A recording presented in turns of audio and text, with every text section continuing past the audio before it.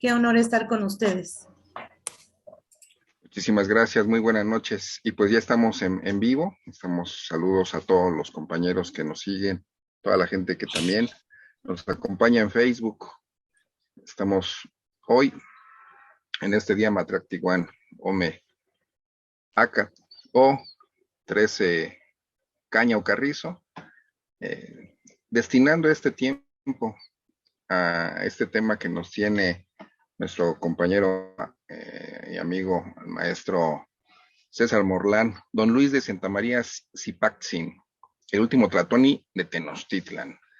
Adecuado también a cerrar la trecena Zipactli con este nombre y bueno, pues con toda la investigación, las cronodistancias que nos tiene acostumbrados y todos los datos y sorpresas que nos tiene preparado el maestro. Así es que muchísimas gracias, compartan en sus redes, los que tengan preguntas, pues al final las vamos a escuchar. Y pues escuchamos al maestro Morlán, al que le cedemos pues los controles. Muchísimas gracias. Aquí quedamos al pendiente y al control de todo. Muchas gracias, Gastón. Pues bienvenidos todos. Saludos Gerardo, Lino, Israel, Lili, Shani, Ter, Isabel, El Toc, Patricia, bueno, todos los que nos han acompañado durante esta aventura que ha sido el calendárico durante ya pues un buen rato. Ahora ya lo hacemos un poco más espaciado porque realmente tenemos un chorro de cosas que hacer, pero pues aquí estamos con nuestra ofrenda, como lo ha llamado Gastón durante mucho tiempo, esta ofrenda de dar este conocimiento, porque realmente es muy padre compartir cada cosa que vamos descubriendo. Es un hilo en el que es como una historia que vamos contando, ¿no? Porque hemos ido descubriendo cosas y esta se relaciona con una otra, que si no la conociéramos no la podríamos entender. Entonces ha sido como que un hilo conductor para pues esta historia. Y esta es otra continuación, o sea, por mi cabeza nunca había pasado el poder, de alguna manera, pues ir a estudiar a este señor, don Luis de Santa María Zipaxin. Creo que ya dejé de compartir la pantalla, ¿verdad? Creo que Gastón eliminó eso. Ahí puedes compartir pantalla. Adelante. Ahí está, ya la ven, ¿verdad?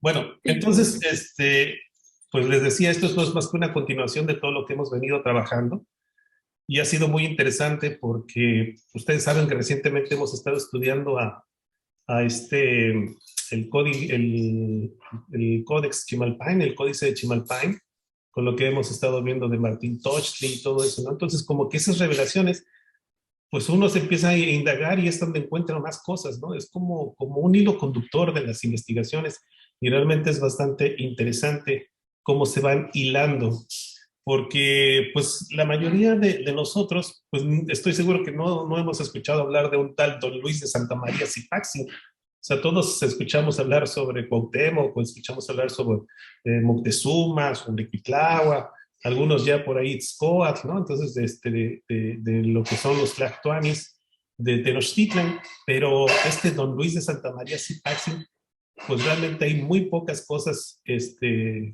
dichas sobre él, inclusive pues la información también es muy escueta, ¿no? Entonces, pues tiene que ver como con los descubrimientos que hemos hecho aquí en el Calmecac, que como se los dije, si no los hubiéramos hecho antes, muy difícil de captar esto que vamos a presentar, que es muy sencillo, ¿eh? Realmente no es una ponencia muy larga, no es una ponencia extensa como las que hemos hecho de Montalbán, que tenemos que dividirlas hasta en 3 partes, ¿no? Realmente es un pequeño dato, pero muy significativo por la parte simbólica de lo que refiere a la vida de este señor, de don Luis de Santa María Zipaxin, ¿no? Que Gerardo en el nombre tiene lo de Zipactli, ¿no? También algo muy, de alguna manera simbólico. Sí, Zipactli, aparte el Tzin, que es el reverencial, ¿no? Sí, exactamente. Bien, antes que pasara toda la presentación, me gustaría ponerles un breve fragmento de un video de la doctora María Castañeda de La Paz. Ella ha dado, pues, varias conferencias al respecto, que es realmente donde nos estamos nutriendo para este video, porque hay muy poca información al respecto de este Xipaxin. Y la doctora ha hecho un gran trabajo en rastrear la vida de estos personajes que de repente son poco conocidos. Aquí déjenme ponerles este video porque de alguna manera coincidimos. Ella explica que todo empieza porque se encontró este cuate, ¿no? Y dice, ¿y este cuate quién es? ¿Por qué los cronistas dicen lo que dicen sobre él? Entonces, para entrar un poquito en contexto, voy a ponerles este video. Este video lo pueden buscar en YouTube, se llama La Casa Real de Tenochtitlan. Está muy padre, está muy enriquecedor en cuestiones de conocimiento. Déjenme saber si escuchan el audio. Con el tema de la Casa Real de Tenochtitlan, que despertó en mí mucha curiosidad. O sea, el motivo por que yo empiezo también a trabajar este asunto es cuando leo en las fuentes, en los cronistas, concretamente en Chimalpain y también en Tezosomoc, cuando hablan ellos de don Luis de Santa María Zipac, mencionan que con él finalizaba el gobierno de los Tlazopipiltin mexicas tenochcas, los verdaderos nobles tenochcas. Entonces yo quise saber, dije, bueno, ¿quién es este Zipac? Busqué en los trabajos de otros investigadores, no encontré información acerca de él y quise saber también qué es lo que había pasado en la Tenochtitlan de entonces para que estos cronistas dijeran que con él se acababa pues se acababa una casa real, es el fin del gobierno de una casa real que se había inaugurado con Acamapixtli poco después de 1325. Bien, hasta aquí. No sé si se haya entendido bien el audio de este video, pero es muy importante lo que dice la doctora, porque realmente sí llama la atención. Primero porque uno piensa que con Cuauhtémoc se acabó todo, ¿no? Esa es la idea que uno puede tener en la mente, pues algo que es muy conocido, pero después ya no sabemos qué pasó, porque creemos que inmediatamente empezaron a gobernar los españoles, pero hubo ciertos periodos ahí, ¿no? En los que son bastante interesantes. Entonces, la doctora es que se pone a hacer estos estudios y encuentra también a este cuate, a este Xipaxin, y es en donde ella empieza a estudiar.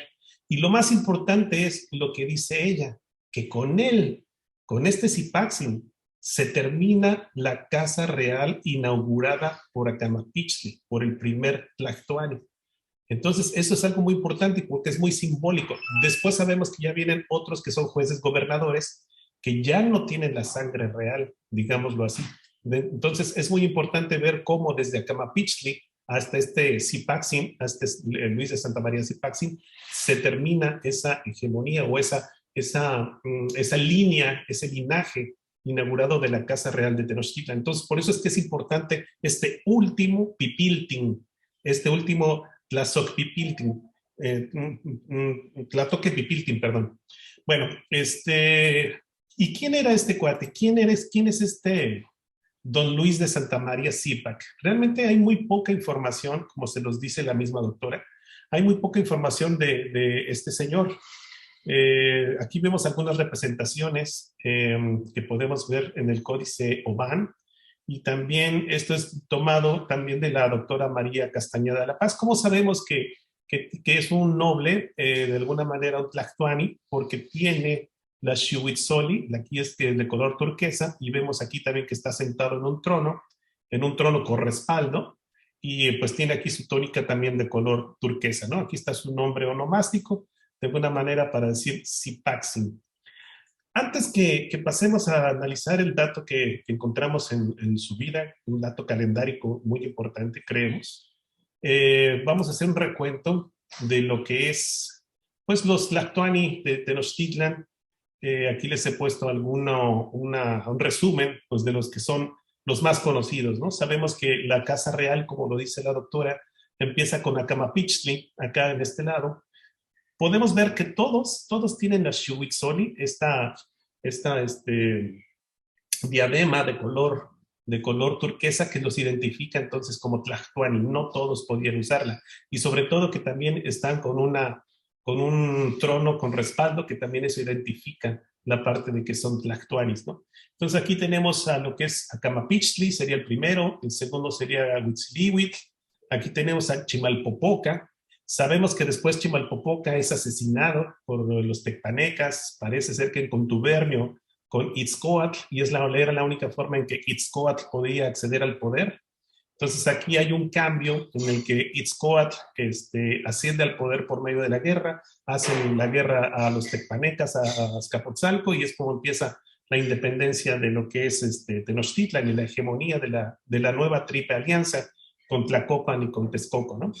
Después de Itzcoatl, sabemos que de alguna manera se supone o se presume que pacta con el Wicamina, con Moctezuma y Wicamina, y de ahí ya viene la sucesión de lo que querían los nietos de ellos dos, que en este caso estamos hablando es Axayácatl, aquí tenemos a Tizoc, tenemos también aquí a Huizotl, y finalmente cuando los que reciben a los españoles, a los que reciben a los castellanos, pues le toca a Moctezuma Xocoyotzin, aquí que sería, pues, digamos que al que le tocó lidiar o bailar con la más fea, como decimos acá en mi pueblo, ¿no? Después sabemos que muere Moctezuma por ahí de 1520, en junio de 1520, y es elevado al poder su hermano, que es Cuitlahua, y finalmente sabemos que Cuitlahua muere, algunas fuentes dicen que a los 80 días de haber sido puesto en el poder por parte de lo que fue la viruela, y sabemos que después es electo Cuauhtémoc. Estos son prácticamente todos los tlactoanis conocidos. Como los dije, todos tienen la Xiuhuitzoli, esta de acá, que los identifica específicamente como tlactoanis, ¿no? Sabemos que a Cuauhtémoc, que fue el último, lo asesina Cortés en el viaje de las Cigüeras, allá como por 1525. Recordemos que en 1524 Cortés se va a las Cigüeras en este viaje tan tormentoso para él y para toda su gente, y se lleva pues al señor Cuauhtémoc, y en un arrebato por allá que después era de alguna manera criticado por sus mismos compañeros, por los mismos españoles, pues decide matar y colgar a Cuauhtémoc, ¿no? Esto fue en 1525. Y lo que pasa es que el mismo Cortés, a partir de 1525, él impone al primer, digamos, sustituto de lo que es Cuauhtémoc. Y después, entonces, ahí mismo, cuando muere Cuauhtémoc, él decide poner a este señor, Juan Velázquez Tlacotzin. Estos tres, es muy, muy bonito verlo cómo se ven las fuentes, porque si se dan cuenta, ninguno de estos tres está vestido de azul, no tiene color turquesa, tampoco tiene la Xiuhuitzoli de color turquesa. ¿Por qué? Porque se supone que ninguno de estos es un noble, un pipiltin, no tiene esa sangre real, que a pesar de como lo pone Cortés, pero los mismos nativos los identifican de distinta forma. No son tlactoani, sino son Cuauhtlastoque, que supongo que debe ser un rango menor o una cuestión inferior a lo que es un tlactoani. Entonces, aquí podemos ver esta diferenciación exactamente en este códice, que también es una cortesía de María Castañeda de la Paz. Aquí podemos ver cómo después de muerto Cuauhtémoc, entra Juan Velázquez Tlacotzin de 1525 y 1526, porque muere de regreso, no soporta el viaje de regreso de las Cigüeras y muere él. Después ponen a Andrés de Tapia Motelxiutzin de 1526 a 1531, y finalmente cuando muere él, ponen a Pablo Xochiquetzin de 1531 a 1536. Entonces, es muy bonito ver, no sé, Gerardo, aquí tú si puedas darnos algo emplear, vemos aquí el águila, cómo habla, de alguna manera en la iconografía, la distinción en lo que es los tlactoanis directamente de la sangre real y de estos Cuauhtlatoque. Sí, bueno, ahí obviamente el nombre, ahí está el águila, que es el Cuautli, el Tlactoque, que es el que tiene la palabra, ¿no? El águila que habla, ¿no? La palabra del águila. Yo recuerdo en un libro de Federico Navarrete, donde mencionaban precisamente que los dirigentes de los pueblos mexicas, de los pueblos que llegaban al Valle de México, en la época en la que también llegaban los mexicas, antes de ser precisamente tlactuanis, precisamente se llamaban, o sea, los dirigentes, los que dirigían al grupo, y les llamaban capitanes, tenían este nombre de Cuautlatoque. Es decir, tenían esta distinción, pues sí, eran unos líderes, pero no llegaban a a tener, digamos, la categoría de tlatoani. Sí, muy interesante. Entonces, Una especie de capitanía o algo exacto. así. Sí, es bonito ver cómo los mismos nativos hacen esta distinción, ¿no? O sea, bueno, entonces termina Cuauhtémoc y hay un periodo en el que hay Cuautlatoque, que estamos hablando de 1525 a 1536.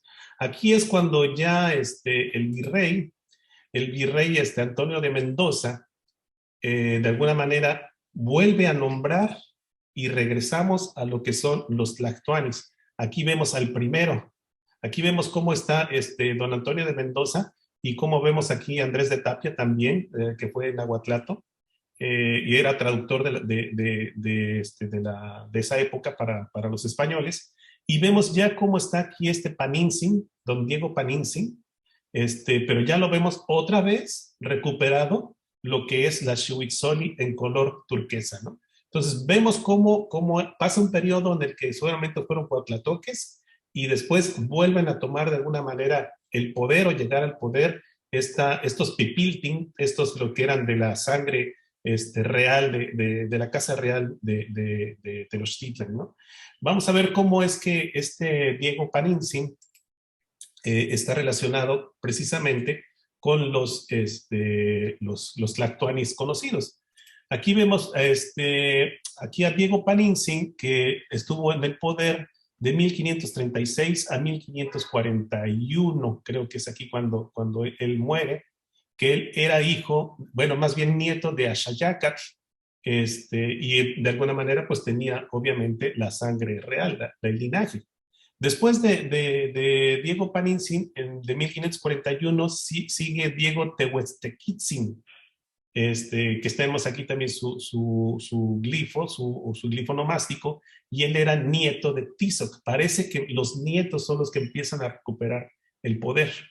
Después de él, viene, aquí déjenme ver, creo que me falta una. Bueno, después de él viene Cristóbal de Guzmán Cesetzin, que Diego Tehuetzequitzin muere en 1554, como lo podemos ver, y después entra lo que sería el hijo de Diego Panintzin, que es Cristóbal de Guzmán Cesetzin, y aquí está de 1554 a 1562. Aquí me gustaría ver ya la época en la que estamos, amigos. ¿Se acuerdan que hemos venido hablando sobre Martín Tochtli, sobre los anales de Tlatelolco, sobre toda esa efervescencia en Tlatelolco, ¿no? Entonces, ¿cómo ya estamos en esos años? ¿Se acuerdan de 1560, 1565, cuando hay esta efervescencia calendárica? Es justamente cuando muere Cristóbal de Guzmán Cesetzin.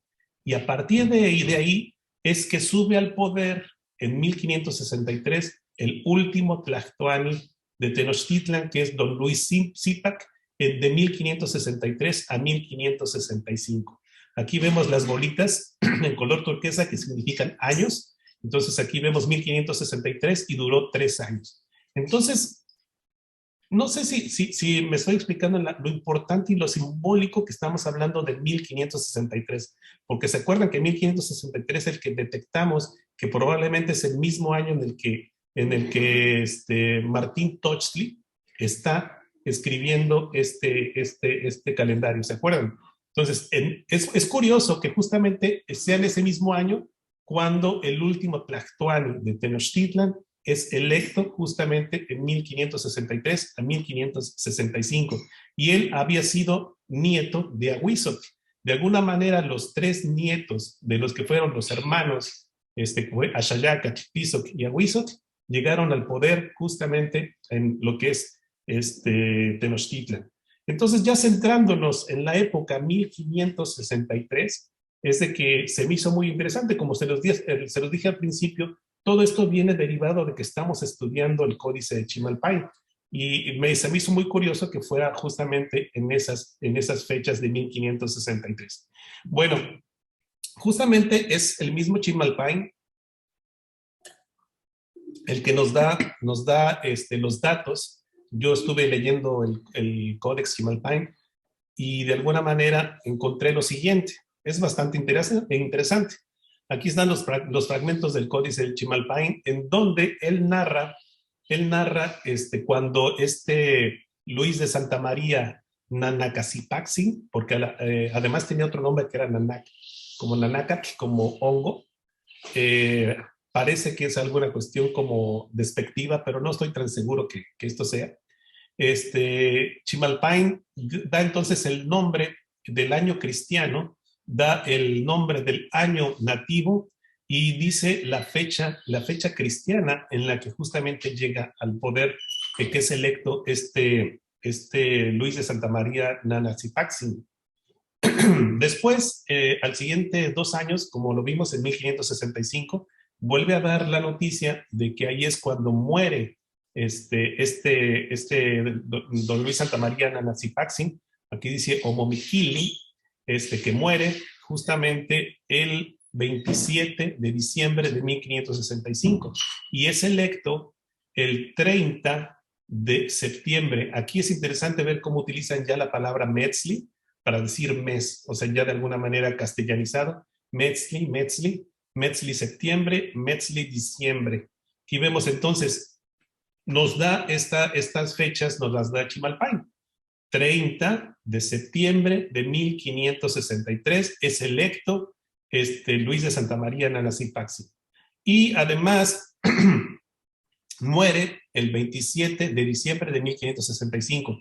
Y aquí adelante dice que con ellos se acababa la sangre real, los Tlactocapipiltin. Aquí se alcanza a leer cómo llegaba al final de esta misma linaje, esta casa real, como la dice la doctora María Castañeda de la Paz, y cómo a partir de ellos se empiezan a elegir ya no tlactoanis, sino gobernadores o jueces gobernadores que ya nada tenían que ver con la sangre real, con el linaje que había empezado a Camapichtla.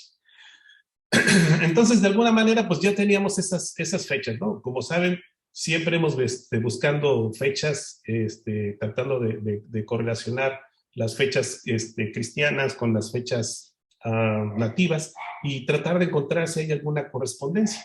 Aquí entonces les he puesto la traducción. El 30 de septiembre, don Luis Santa María Nanacasipaxin es electo como Tlactoani de Tenochtitlan, en la primera de 1563. Y la otra dice, el 27 de diciembre muere don Luis Santa María Nanacasipaxin y con él se terminan los Tlactocapipiltin de Tenochtitlan. Entonces, como lo dijo la doctora Castañeda de la Paz, dice, bueno, pues, ¿qué pasó? ¿Por qué es que está diciendo que es el último de la Casa Real? Entonces, es muy, muy simbólico, pues, de que estemos hablando de que en 1563, cuando estábamos viendo esa efervescencia, se ponga a este Tlactoani, este último Tlactoani. Recordemos que 1563, si le restamos esos 42 años, estamos hablando de 1521. Estos 42 años, como lo recuerdan, son la cantidad de años trópicos en el que se vuelve a repetir el tonal después de esa cantidad de tiempo. Si hoy, por ejemplo, un 6 de marzo es un 2 Xochitl, en 42 años, ese mismo 6 de marzo va a volver a ser un 2 Xochitl. Existe, pues, hay una tendencia a lo mejor de un día o una diferencia de un día, como ya lo hemos platicado, ¿no? Entonces, es importante 1563. Ahora, déjenme explicarles. Cuando yo medí las distancias que hay de esta fecha a la otra, ahí fue la sorpresa. Y realmente es algo sencillo, pero muy, muy significativo. No sé si ustedes tengan abiertos ahí sus medidores para medir las cronodistancias, para que hiciéramos este ejercicio juntos. Y a lo mejor tienen la misma sorpresa que yo me llevé, ¿no? Aquí tenemos entonces la distancia que vemos de septiembre 30 de 1563 al 27 de diciembre de 1565. ¿Quién me ayuda a calcular la cronodistancia que hay aquí? Bueno, antes de eso, déjenme ver que noten esto. Cuando es electo, es el Tonali 10 Acatl del año 6 Acatl en la veintena de Teotleco, en la fiesta de Teotleco. Ahí es cuando es electo este señor. Y muere no estoy diciendo que fue relevado de su poder, no estoy diciendo que de alguna manera renunció, ¿no? Sino que muere. O sea, es algo que no se puede controlar, a menos que se haya suicidado, ¿no? Pero las fuentes no nos hablan sobre que se haya suicidado. Entonces muere el 27 de diciembre de 1565. Si se dan cuenta, este es un 10 y este es otro 10. Significa que entonces es divisible entre 13 la cronodistancia que hay de aquí a acá, porque sabemos eso de la parte del Tonalpohualli. Pero también, no sé si recuerdan, amigos, Gastón, Gerardo, Tere, Lili o Doc, ¿qué número es el que hace que se retroceda una posición del ACAC al Malinari? ¿Se acuerdan de que hay un número que va haciendo estos saltos al revés del Tonalpohualli? Lo hemos visto en varias ocasiones en otros programas. Si alguien me quiere ayudar, entonces a calcular exactamente cuántos días hay. 819. Exactamente. 819 días. Esto a lo mejor a quienes no nos han seguido no es muy notorio, ¿no? Pero para quienes lo hemos seguido, para quienes hemos visto el desarrollo de este 819, realmente detectar que el último Tlactuani con el que se cierra la Casa Real haya durado en el poder desde que lo ponen hasta su muerte, cosa que probablemente no pudo controlar, fue exactamente de 819 días. Eso cuando los descubrimos, bueno, yo en mi caso dije, wow, o sea, exactamente, entonces por eso me gustaría que lo calcularan y se dieran cuenta exactamente de esta cronodistancia. Me gustaría escucharlos aquí, ¿ustedes qué opinan al respecto? Doc, Tere. Pues para los que no nos han seguido en otras transmisiones, hay que recordar que el ciclo de 819 pareciera que sirve de un eje, y es un contador de días en donde vienen sincronizadas todas las ciudades a partir de Monte Albán, como si pudiéramos poner un meridiano, así como se utiliza en el gregoriano, el de Greenwich, utilizarlo en Monte Albán, y a partir de ahí hemos descubierto pues tanto posiciones astronómicas como muy fechas significativas también a 819. El tema de aplicarlo ya en la vida, en la natalidad, la relación inclusive que se tiene biológicamente, yo creo que sí ya es un tema que todavía está en desarrollo, pero sin duda sigue siendo muy sorprendente, ¿no? Sí, y justamente acabas de tocar ese punto, porque puede no significar nada el 819, o sea, si lo hubiéramos descubierto hace 2 años, pues ni por acá, ¿no? Pero ¿cómo lo hemos visto? ¿Cómo hemos visto que tiene que ver con esta parte de lo que es la natalidad? 819, si lo dividimos entre 3, son exactamente 273 días. Y 273 días hemos hablado de que se asemeja mucho al ciclo de gestación humana. Entonces, 3 veces el ciclo de gestación humana son 819 días, justamente, ¿no?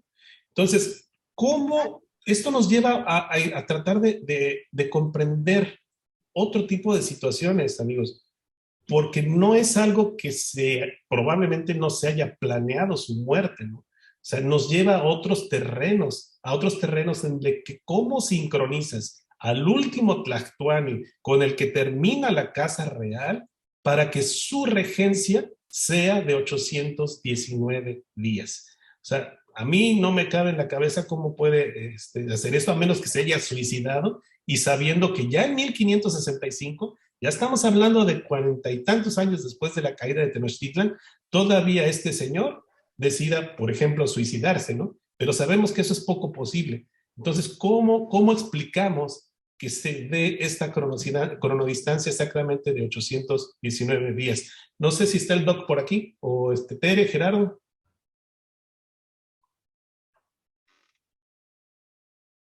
Es relevante, sobre todo porque resulta, como acabas de comentar, la cuestión de la gestación y todo esto, o sea, tiene que ver con alguna cuestión del linaje, con alguna cuestión precisamente que tiene que ver con la familia de los Tlactuanis originales, porque hubo un periodo de pausa, ¿no?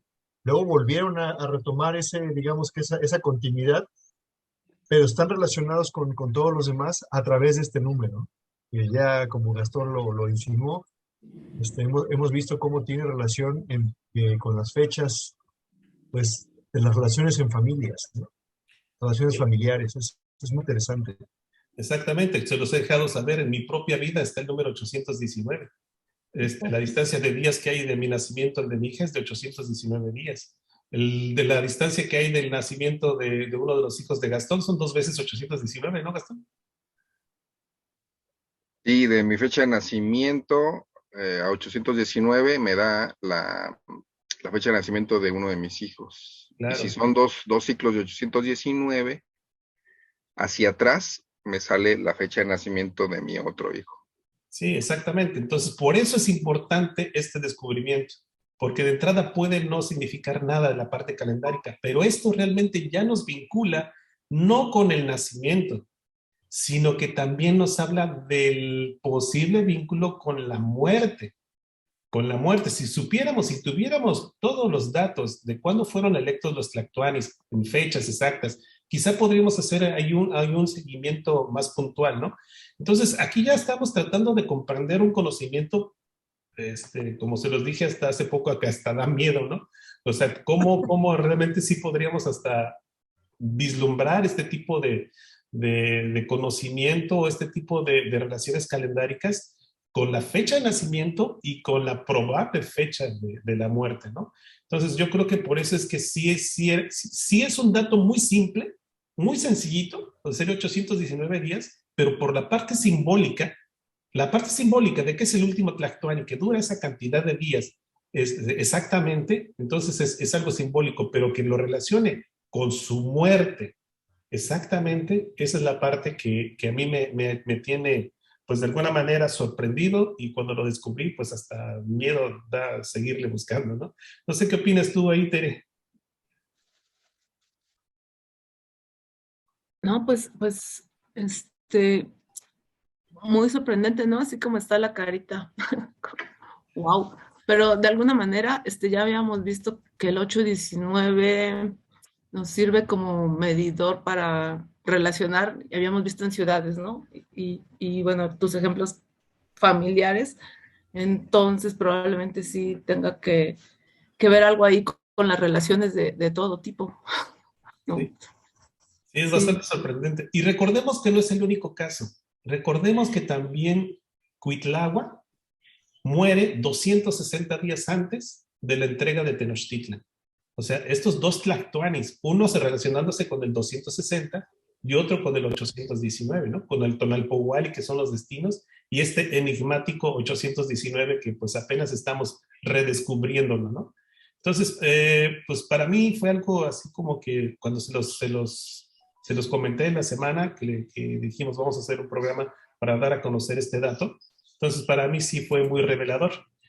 Aquí les he puesto, pues utilizando otro de los programas, cómo podemos ver la cronodistancia que hay exactamente del 30 de septiembre de 1563 al 27 de diciembre de 1565. Aquí vemos exactamente el resultado de los 819 días.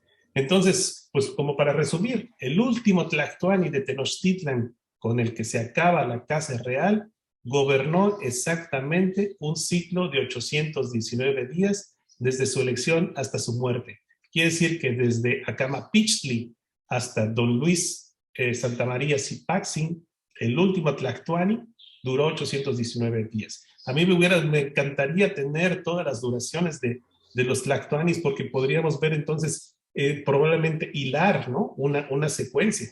Pero basta con que tengamos ese último para entonces abrirnos la mente y tratar de imaginar lo que pudo haber pasado respecto a estos 819 días. A mí, en lo personal, me pareció muy, muy revelador. Me gustaría, de alguna manera, para quienes no conocen mucho este número, nosotros ya tenemos programas ahí en el internet. Si hacen el favor de buscarlos, escriban el ciclo de 819 días en la conquista, porque lo encontramos también este número en fechas de la conquista. Por ahí hay un programa. Sabemos que este 819 de alguna manera tiene una cuestión matemática interesante, porque se puede dividir o es múltiplo de, o más bien divisor, se puede dividir entre el número 9, entre el número 7, el número 13, el número 3, el 273. Entonces, estas de alguna manera son características numéricas que podrían ayudarnos a comprender mejor este número que había sido encontrado solamente en el área maya, como lo hemos dicho por Eric Thompson. Vemos 819 en el área maya, y recientemente nosotros lo hemos podido correlacionar para el área náhuatl, el área zapoteca y en realidad para todo lo que es Mesoamérica, ¿no? Algo muy importante de 819 es su vinculación con el número pi. Recordemos que si nosotros dividimos el 819 entre 260, nos da exactamente 3.15, que como podemos ver es un valor muy, muy cercano exactamente a lo que es el valor de pi. Es decir, que si tenemos una circunferencia de 819 unidades, su diámetro siempre va a ser de 260 unidades. De alguna manera es entonces una cuestión ahí matemática bastante interesante con este número 819, que pues lo vemos que al dividirlo entre el tonal Powali, pues nos acerca de alguna manera a lo que son estos datos matemáticos. No sé si quieras comentar algo aquí, Gerardo, de 819 o de lo que se acuerdan. No, pues definitivamente es otra la escala que se está utilizando. Sin embargo, los resultados que se obtienen, pues son coherentes, ¿no? Con lo que sabemos que rige la geometría y la matemática de la naturaleza, ¿no? Claro que obtenidos desde otra perspectiva, desde una matemática calculada con otros valores, pero llegamos a los mismos resultados, ¿no? Es sorprendente. Y fíjate que es interesante que estos 819 días sean 2 años. O sea, por ejemplo, si hoy estamos hablando de que es no sé, el inicio del invierno, van a pasar 2 inviernos y va a avanzar una estación 3 meses más. O sea, va a pasar a primavera. Después van a pasar 2 años más y va a pasar a verano. Después van a pasar 2 años más y va a llegar a otoño.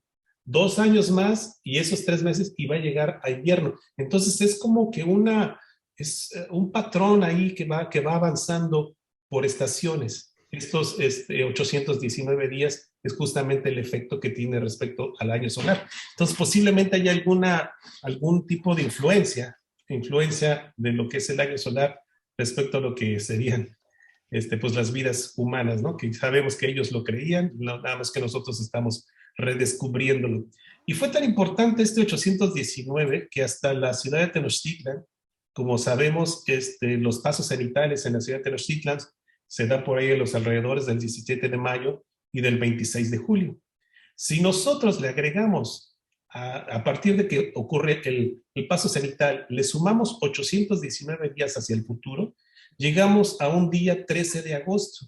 El 13 de agosto sabemos perfectamente que es la familia del 52, que es exactamente cuando el sol se está ocultando frente a la pirámide de Teotihuacán, allá en el Estado de México. Y si al segundo paso cenital le restamos 819 días, llegamos a la otra parte, a la otra fecha también de allá de Teotihuacán, que es el 29 de abril. De alguna manera, entonces, está remarcándose este 819, incluso en las selecciones de las latitudes en donde se estaba formando o se estaba edificando exactamente las ciudades. Entonces, es tan importante 819 que pues de alguna manera quedó reflejado también en la arquitectura, ¿no? Aquí esto lo hemos visto antes, solamente para recalcar que Cuitláhuac también muere 260 días antes de la entrega de Tenochtitlan, 13 de agosto de 1521. Entonces, no es un caso aislado el de Luis Santamaría Zipaxin, sino también el mismo Cuitláhuac, como se les había dicho.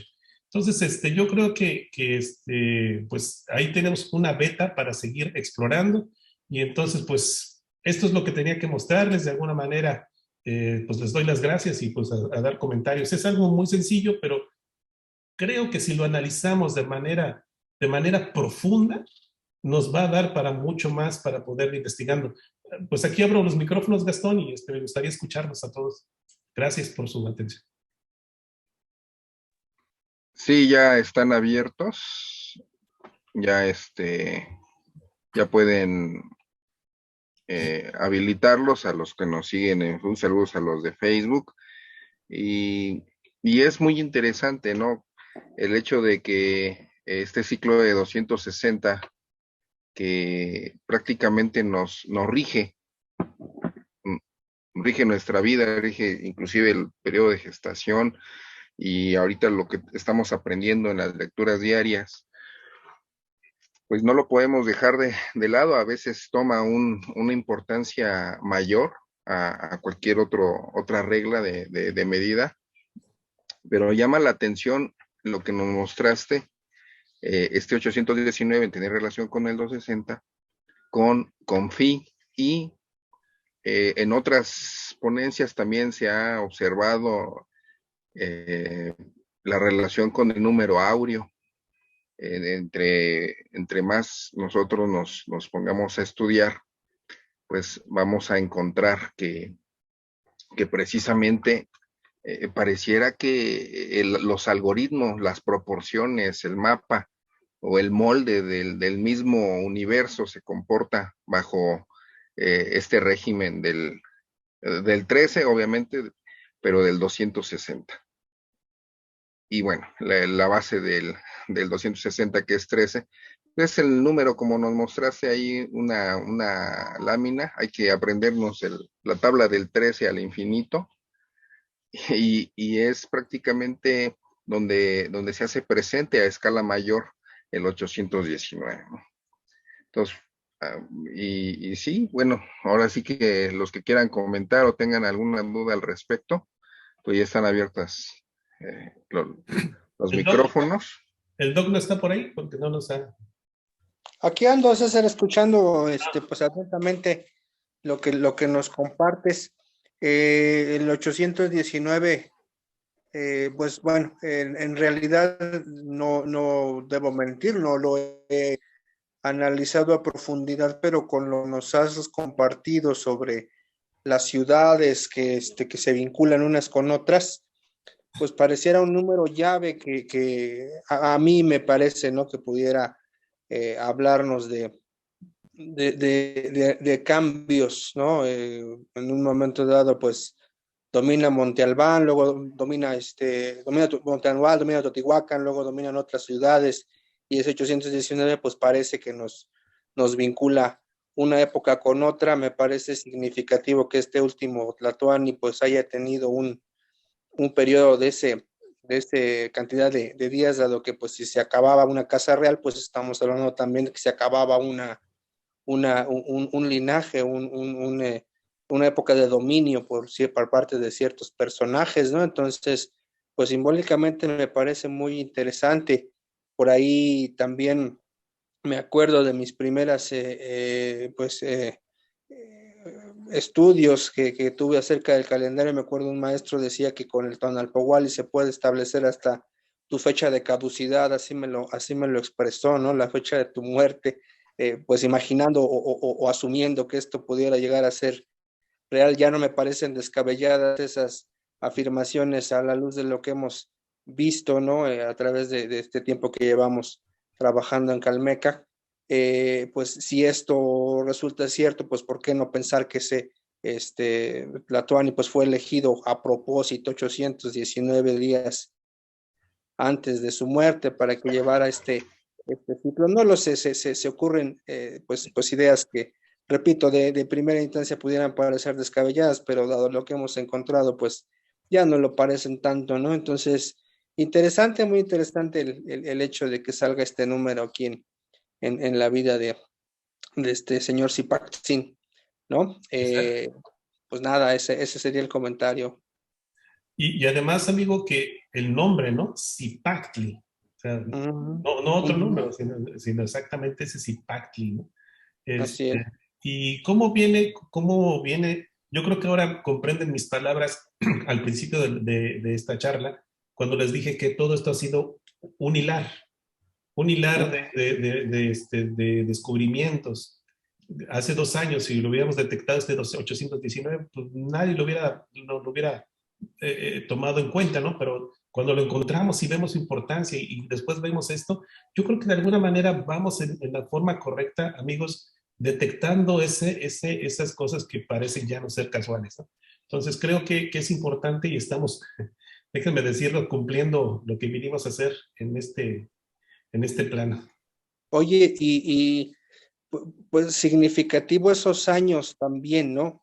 Yo me quedo, o más bien me quedé bastante intrigado después de lo que platicamos la última vez, que pues seguramente ya lo presentaremos o lo presentarás prontamente, ese periodo de efervescencia, como le llamas tú, que haya coincidido con esta persona, porque les decía yo, el hecho de que se den estas, pues coincidencias, entre comillas, en un periodo que tan tardío después de la conquista, pues nos habla de que había todavía gente que conocía del calendario falso, que los tonalpoques se extinguieron después de 1521. Yo creo que pues estas son datos que pues apoyan la idea de que seguían existiendo.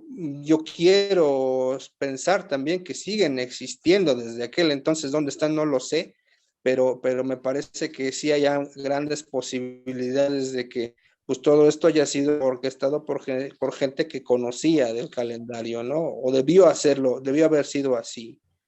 Sí, y absolutamente. Recordemos, amigo, que aquí déjame poner esta lámina. El primero que recupera de alguna manera el título de Tlactoani es Diego Paninsin, el que vimos que había nombrado Diego el virrey Mendoza, de 1536 a 1541. Y hay un documento en el que hay un proceso en el que en el que se dice que Diego Paninsin andaba realmente con todo su séquito y que había tonalpouques alrededor de él. Había una cuestión ahí de que decían, y andan con él todos los que pueden leer el calendario de los demonios, así es como está redactada esta fuente, ¿no? Entonces, en esos años, estamos hablando ya de 15 años después de la caída de Tenochtitlan, seguía de alguna manera habiendo personas que sí sabían leer el tonalpohualli y que se iban dando estas lecturas de calendarios, ¿no? Y voy a adelantarles algo que también estoy siguiendo otra línea de investigación. Como ya vimos, amigo, 1563, ya vimos la importancia, que son 42 años después de 1521, ¿no? Esa parte calendárica. Pero hay otra cosa que voy a mostrarles, que ahorita estoy siguiendo mi línea de investigación, que tienen que ver con los hijos de Hernán Cortés. Sabemos que Hernán Cortés tuvo muchos hijos, pero específicamente hay 2, que a los 2 les llamó Martín Cortés, al hijo que tuvo con Malintzin y a otro que tuvo con Juana de Zúñiga, si no me falla la memoria, estos que se llaman Martín Cortés, y se van a España. En España incluso los educan y están allá en la parte de la corte. Pero adivina en qué año regresan otra vez a la Nueva España. Justamente en 1563. Y es cuando, no sé si ustedes sepan, pero es cuando se da el primer intento de independencia de la corona española, justamente con los hijos de Hernán Cortés y los hijos y sobrinos, creo que de Alonso de Ávila, otro de los grandes conquistadores. Y esa es otra línea de investigación que estoy siguiendo y que prontamente les voy a dar a conocer, porque es bastante sorprendente las coincidencias que podemos encontrar. Entonces, parece que ese año de 1563, cuando se cumplían los 42 años de la caída de Tenochtitlan, y ya vimos la importancia calendárica del número 42, de 42 años, entonces probablemente sí hubo, intencional o no, alguna efervescencia al respecto de esos años, ¿no? No sé si alguien más quiera comentar algo. Aquí nos escribe Patricia González, no entendí claramente lo del ciclo de un año solar más una gestación con el 819. Bueno, es que son 819 días, es más que un año, obviamente. 365 por 2 son 730, ¿no? 730 días. Entonces son 2 años y más esos, esa temporada más, esa estación más, entonces llegas a los 819 días. Si tú, como lo puse en ejemplo, si hoy fuera 21 de diciembre, empezaríamos entonces el invierno. ¿Qué pasa después de 819 días? Va a pasar un año, va a pasar otro año y van a concluir esos 819 días al final del invierno, en la primavera. Aquí tengo la calculadora, César. Déjame. El 21 de diciembre, si le sumamos 819, llegas al 19 de marzo. Exactamente. Compártelos si quieres, ¿no? No, pero es que no estoy en el teléfono, ¿no? Nada más así sencillito, ¿no? Del 21 de diciembre de 1981, aquí le puse mi año de nacimiento, le sumamos 819, llegamos al 19 de marzo de 1984. Exacto. Después de ahí le sumamos 819, llegamos al 16 de junio de 1986, y de ahí le sumamos 819, llegamos al 12 de septiembre de 1988. Entonces, aproximadamente te acercas, ¿no? A los equinoccios y a los solsticios. Exactamente. Con el 19. Va caminando como una estación, ¿no? Es algo interesante de este número de 819 y que ya vimos que si lo dividimos entre 260, pues te da un valor aproximado a pi.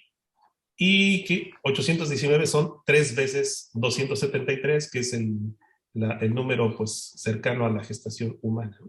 Entonces es bastante interesante y enigmático este 819 y que podemos relacionar entonces sí con las ciudades, pero más con la vida de las personas, y que es bastante interesante cómo ya lo hemos encontrado en nuestras propias vidas, ¿no? Hace poco hicimos un ejercicio con Gerardo y estaba Lino, por eso es que decía que quería que estuviera Lino, porque Lino, mientras estábamos hablando, él estaba haciéndolo en su propia vida y encontró cosas así, wow, así, encontró 260 días de su madre y creo que, ¿no? Nos recuerda de su hijo, ¿no? También 260 días. Entonces, estamos hablando ya, como dice Gastón, de una nueva calendárica, pero ya más buscada en nuestras propias vidas, ¿no? Sí, algo pues, más práctico. Si sorprende en la historia que pudiéramos pensar que de alguna manera se puede manipular o calcular para que ajuste, ya cuando lo hacemos en la vida personal es cuando empieza a sorprender aún más, porque pues ahí no sabemos que no hay mano negra, ¿no? No hay ningún tipo de manipulación, sencillamente las cosas han sucedido así, y a la hora de que te pones a hacer las cuentas bajo esta escala, pues es cuando comienzas a entender que sí hay un patrón, ¿no? Pues sí, parece que sí hay ese patrón. Quizá ellos estaban convencidos de que el calendario era destino. Estaban convencidos de eso, ¿no? Nosotros solo somos los que en nuestra mentalidad occidental nos cuesta trabajo aceptar ese tipo de cosas, ¿no?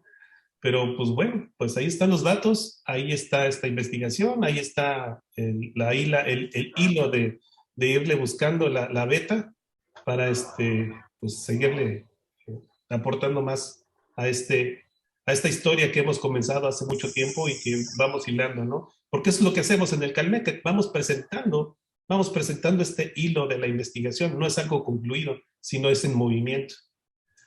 Es dinámico, está vivo. Es dinámico y está vivo.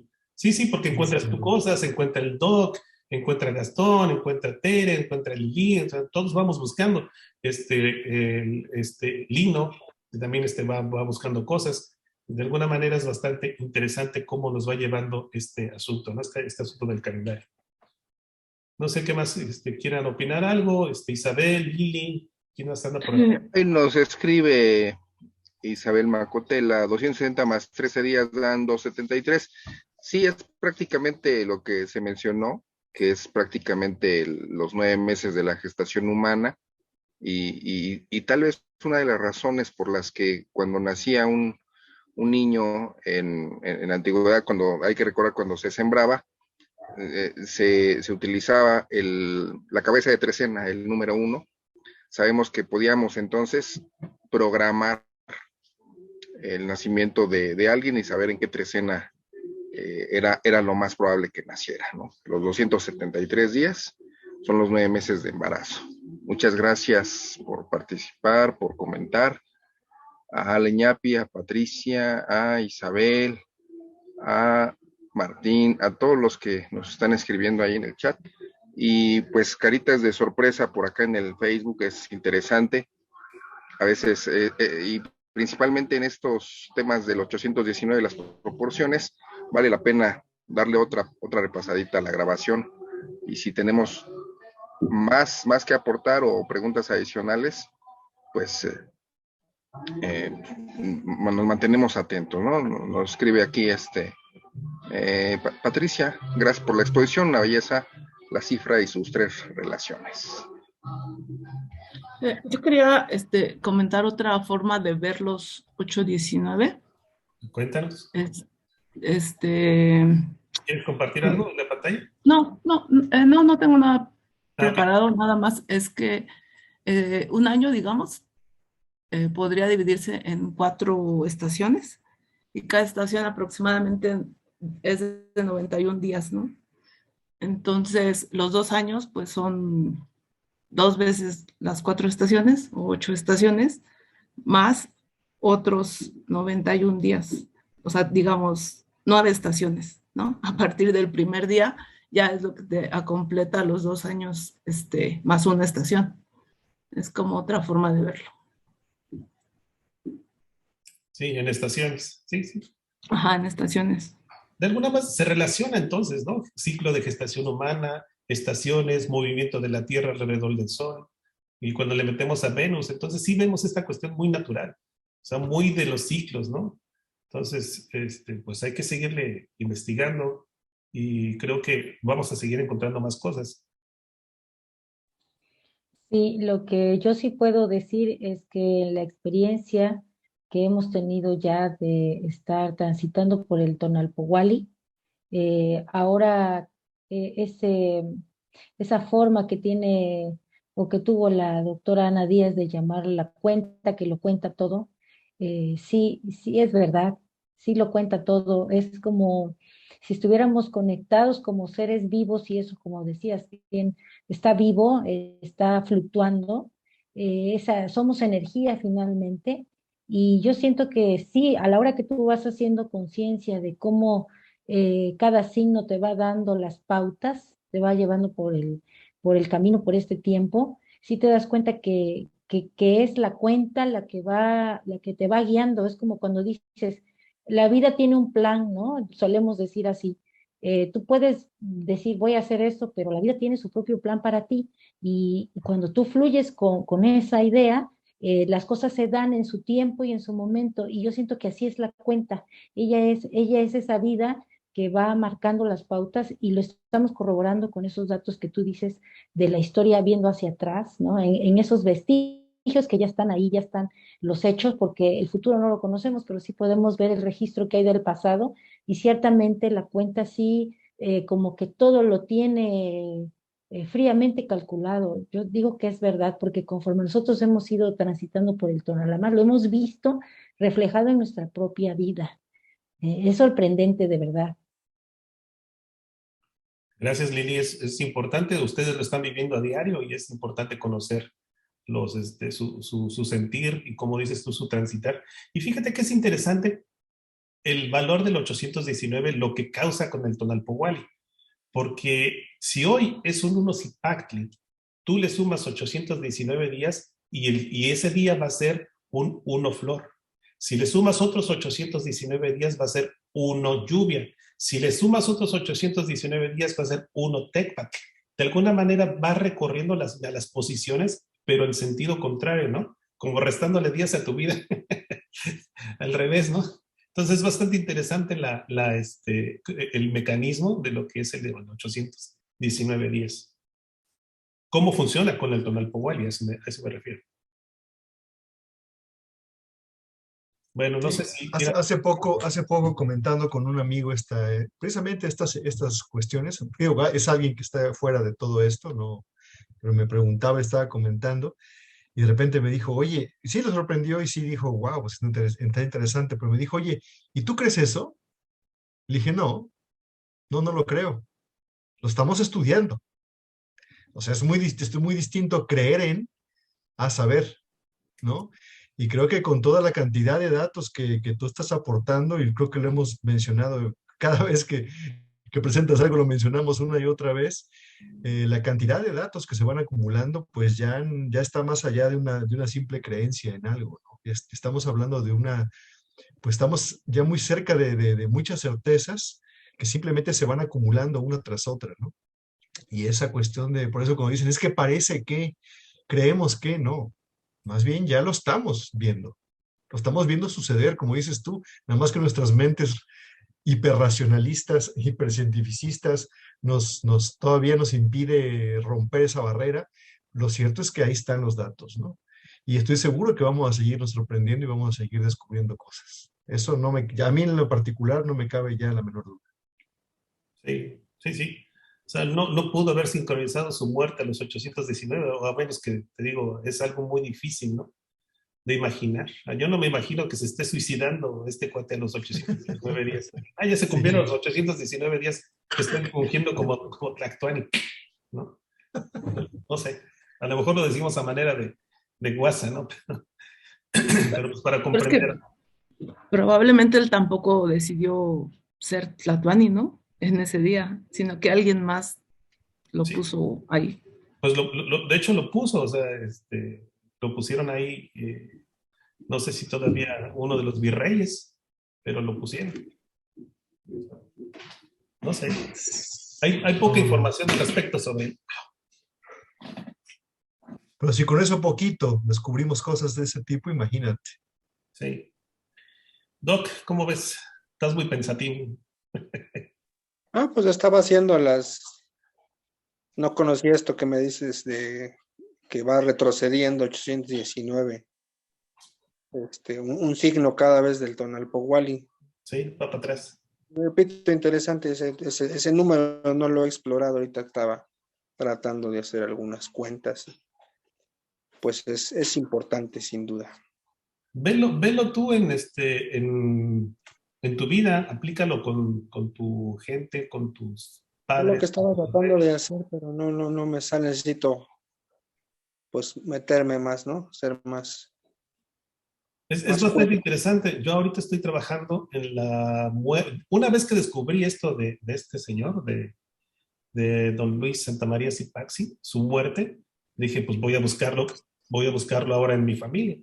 Y lo empecé a ver en mi padre. Mi padre es alguien cercano que ya falleció hace 11 años. Y descubro que mi padre muere a 260 días del cumpleaños de mi madre, por ejemplo, ¿no? Entonces, cosas así. Mi padre muere y yo estoy a 273 días de la fecha de su fallecimiento. 273. Entonces, ese tipo de cosas son las que ya tenemos que andar buscando, ¿no? Entonces, por ahí va la investigación. Lili ya sabe todo lo que les mostré la última vez sobre la familia, ¿no? Entonces, creo que sí tenemos que irle buscando esos lazos que existen con la numerología de Anáhuac, que también ya después se los presentaré. Pues bueno, pues no sé si alguien más quiera decir algo.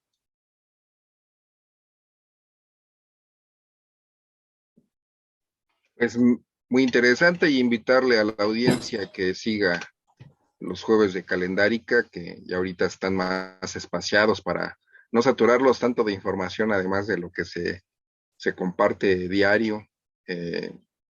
Y por ejemplo, invitarlos, haciendo un pequeño paréntesis, para el análisis de la veintena, este próximo sábado a las 10 de la mañana.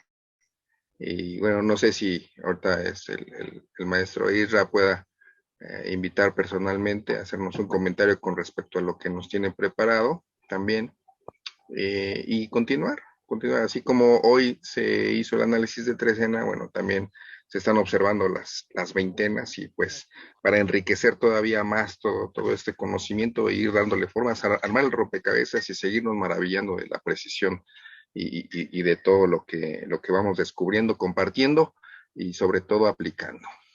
Claro. Quedamos que a las 10 de la mañana, Gastón. Sí. Ok, pues a las 10 de la mañana el sábado los esperamos. Vamos a hablar de Hueytecuilhuitl, en este caso, pues la veintena que está siendo celebrada por mucha gente en estas fechas. Fíjense que yo cada vez que, entre más me meto a estudiar la ritualidad de las veintenas, más me doy cuenta que hay un error ahí de apreciación, ¿no? Nosotros sabemos que las veintenas, quiero recalcar, retomar lo que dice Gerardo, nosotros no suponemos, nosotros ya sabemos que las veintenas eran dinámicas y se movían igual que el Tonalpohualli, y entre más estudio esa parte, pues más me convenzo de que así era, de que la cuestión agrícola era una cuestión totalmente aparte y que hay una confusión muy grande, están revueltas los cronistas únicamente, pues reportaron lo que les dijeron, pero no les dijeron, y les enseñaron a distinguir lo que eran las ceremonias para la siembra y lo que era la fiesta de la veintena, y entre más me meto a leer, más me convenzo de que esto es correcto, pues los datos que aportamos, pues son pues producto de un estudio que estamos haciendo, pues honesto en realidad, pues desde nuestro desconocimiento, no quiero decir que vamos a sacar el hilo negro, pero pues sencillamente es compartir lo que vamos aprendiendo también nosotros y pues para que sea útil. Entonces el día sábado los esperamos para platicar sobre Hueytecuilhuitl. Sería pues bien interesante que hubiera más interacción, más cuestionamiento al respecto de la veintena, porque es el punto que más confusión origina, ¿no? Entonces, pues ahí está el flyer, ¿no? Para que nos acompañe. Gracias. Pues a digerir todavía la información y a revisar. Los invitamos en el canal de YouTube de César y también lo que hay en la página de Calmeca Calendárico hace. Hay bastantes, hay tal vez unas 3 ponencias muy importantes donde se habla del 819. Nuestra maestra Tere también nos compartió una ponencia, un resumen muy, muy ameno en la presentación que compartimos en Puebla, ahí precisamente en el encuentro intercontinental en la ciudad de Puebla el pasado mes, y con unas gráficas también muy, muy, muy sencillas, pero muy sustanciosas para que puedan adentrarse. Hay que hacer la observación que el término nueva calendárica es precisamente este tipo de datos. No nos centramos solamente en lo que ya conocemos del 13, del 20, sino que los estudios que el maestro César ha descubierto, pues son cosas recientes. No vamos a encontrar en los códices el 819, sin embargo, ya analizando desde una perspectiva más amplia, pues saltan estos paquetes de días que son sus múltiplos de 13 y que vienen en relación con los ciclos, con el ciclo sinoico de Venus, con los pasos cenitales, con los equinoccios, los solsticios, y que precisamente saltan y se descubren y como este caso, lo que nos comparte, viene muy, muy ligado a sucesos trascendentales, inclusive en nuestra misma vida, ¿no? Entonces, pues, de antemano agradecerle a César que nos da la primicia, así como va escribiendo, nos va compartiendo, no se espera a sacar un libro, a veces tanta la emoción de compartir que pues que nos contagia, ¿no? Nos contagia el saber, porque todo esto valida lo que se ha estado haciendo, ¿no? Como dice Israel, es una búsqueda y un compartir honesto.